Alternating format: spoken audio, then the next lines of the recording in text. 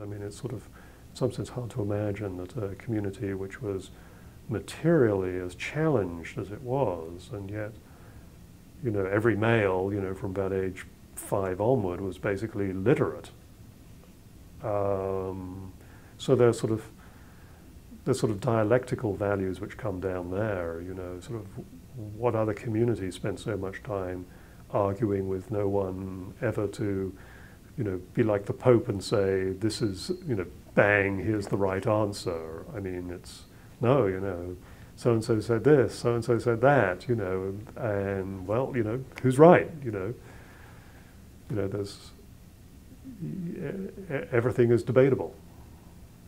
And I guess that's something I do feel here in America, is that I am very conscious that there is part of America for whom everything is black and white. No, there is an answer. I'm not comfortable with what they cite to support it, but there's definitely a view that there's an answer, as opposed to, no, there may not be an answer. You're going to have to argue it out.